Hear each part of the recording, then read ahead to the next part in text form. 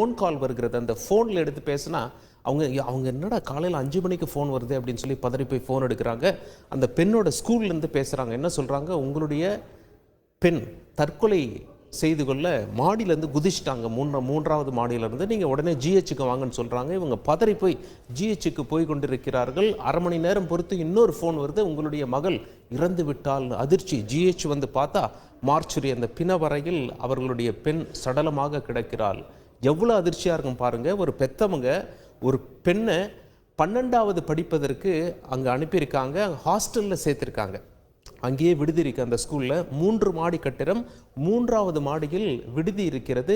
இந்த மாதம் 1ஆம் தேதி தான் அந்த விடுதியில் சேர்த்துருக்காங்க. இந்த பெண்ணை பொறுத்தவரை அங்கே 6ஆம் வகுப்பிலிருந்தே படித்து வருகிறார். தற்பொழுது 12ஆம் வகுப்பு முடித்தா அடுத்த வருஷம் காலேஜு, என்ன வேலைக்கு போவாங்க, இப்படி பல கனவுகள் அவங்களுக்கு இருந்திருக்கும். ஆனால் இந்த மாதிரி ஒரு அதிர்ச்சி சம்பவம் நடந்திருக்கிறது.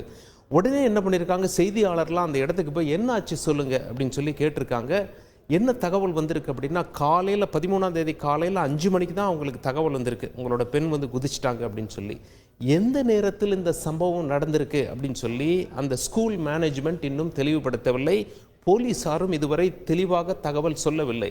இதற்கு நடுவில் என்ன நடந்திருக்கு அப்படின்னு சொல்லி பார்த்தோம்னா, இந்த பெற்றோர்கள் என்ன கேட்குறாங்க, சிசிடிவி ஸ்கூலில் இருக்குல்ல, அந்த வீடியோவை காட்டுங்க, எங்களோட பெண்ணுக்கு என்ன ஆச்சு அப்படின்னு சொல்லி நாங்கள் பார்க்கணும் அப்படின்னு சொல்லி கேட்டிருக்காங்க. அந்த ஸ்கூலில் சிசிடிவி காட்டலை. போலீஸ் என்ன சொல்கிறாங்க, எங்ககிட்ட சிசிடிவி ஃபுட்டேஜ் எல்லாம் இருக்குது, இந்த வழக்கம் கோர்ட்டில் இருக்கிறதுனால நாங்கள் இப்போ சிசிடிவியை பகிர்ந்து கொள்ள முடியாது, நாங்கள் விசாரிக்கிறோம் அப்படின்னு சொல்லி சொல்கிறாங்க.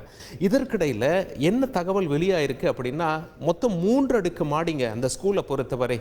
கிரவுண்ட் ஃப்ளோரில், ஃபர்ஸ்ட் ஃப்ளோர், செகண்ட் ஃப்ளோரில் சிசிடிவி இருக்கிறதா சொல்கிறாங்க.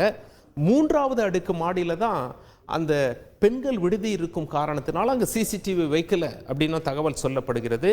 இதெல்லாம் இருக்கையில் பிரேத பரிசோதனை நடைபெற்று பிரேத பரிசோதனை அறிக்கை வெளியாகி இருக்கிறது. அறிக்கையில் என்ன சொல்லியிருக்காங்க அப்படின்னு சொல்லி பார்க்கும் பொழுது, 14ஆம் தேதி மாலை 3:30 மணிக்கு பிரேத பரிசோதனை ஆரம்பிக்கிறாங்க. போஸ்ட்மார்ட்டம் 5 மணி வரை நடைபெறுகிறது. 1.5 மணி நேரம் போஸ்ட்மார்ட்டம் பண்ணுறாங்க. அதை வீடியோ பதிவு செய்கிறாங்க.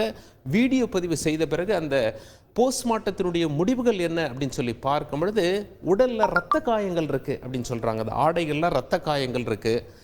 இரத்த கசிவு மற்றும் அதிர்ச்சியால் உயிரிழப்பு அப்படின்னு சொல்லி கொடுத்துருக்காங்க. அது மட்டும் இல்லாமல் நாங்கள் போஸ்ட்மார்ட்டம் பண்ணுறதுக்கு ஆரம்பிக்கிறதுக்கு 36 மணி நேரத்திலிருந்து 48 மணி நேரக்குள்ளே இந்த பெண் உயிரிழந்திருக்க வேண்டும் அப்படின்னு சொல்கிறாங்க. அதாவது 1.5 நாள்லேருந்து 2 நாட்களுக்குள்ளாக உயிரிழந்திருக்க வேண்டும் சொல்லி. அப்போது நம்ம நேரத்தை கணக்கு போட்டோன்னு வைங்களேன், 12ஆம் தேதி மாலை 3:30 மணிக்கு மேல் 13ஆம் தேதி காலை 3:30 மணிக்குள்ளே இந்த சம்பவம் நடந்திருக்கணும்.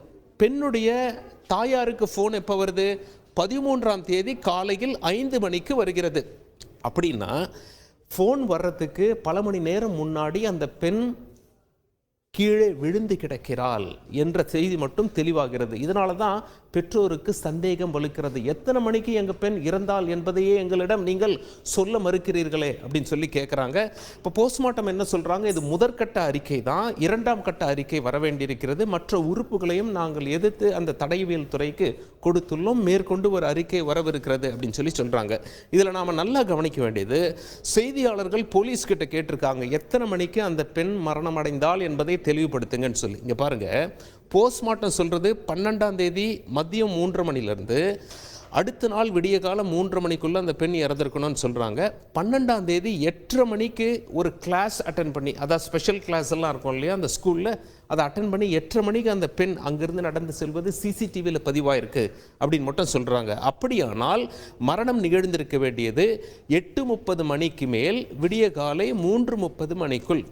இந்த நேரத்தில் தான் மரணம் நடந்திருக்கணும், இந்த 7 மணி நேரத்தில் தான் மரணம் நடந்திருக்கணும் அப்படின்னு சொல்லி சொல்கிறாங்க.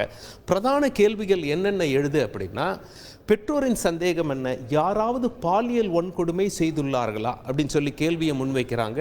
நரபலியா, சிசிடிவி பதிவுகள் எங்கே, பள்ளி சீருடையிலே மரணம் அடைஞ்சிருக்காங்களே, வந்து அந்த கலர் ட்ரெஸ் கூட மாற்ற அவங்களுக்கு நேரம் இல்லையா, சீருடையிலேயே அவங்க மரணம் அடைஞ்சிருக்காங்களே, மரணித்த நேரம் என்ன, இப்படியெல்லாம் பெற்றோர்கள் கேள்வி எடுக்கிறார்கள். அது மட்டும் இல்லை, வாட்ச்மேன் காலையில் 5 மணிக்கு வந்து பார்த்தாரு, வாட்ச்மேன் பார்த்த பிறகு தான் அந்த பெண் விழுந்து கிடப்பது அவர்களுக்கு தெரிகிறது அப்படின்னு சொல்லி ஸ்கூல் தரப்புலேருந்து தகவல் சொல்லியிருக்கிறதா தகவல்லாம் வெளியாகிருக்கிறது. பொதுமக்கள் முன்வைக்கும் கேள்வி என்ன அப்படின்னா, ஒரு ஸ்கூல்ல பெண்கள் விடுதி இருக்கு, பெண்கள் தங்கி படிக்கிறாங்க. அங்க இரவு நேரத்தில் வாட்ச்மேன் இருக்கணுமா இருக்கக்கூடாதா? இருக்க வேண்டும் அல்லவா? இரவு நேரத்தில் ஒரு வாட்ச்மேன் இருக்கணும். விழிப்போடு இருக்காரா இல்லையா என்று அந்த பள்ளியின் நிர்வாகம் சோதித்திருக்க வேண்டும். பல முறை அவர் இரவெல்லாம் விழித்து காவல் காத்து கொண்டிருக்க வேண்டும். ஏதாவது அசௌகரியம் என்றால் முதலில் உதவிக்கு வர வேண்டியது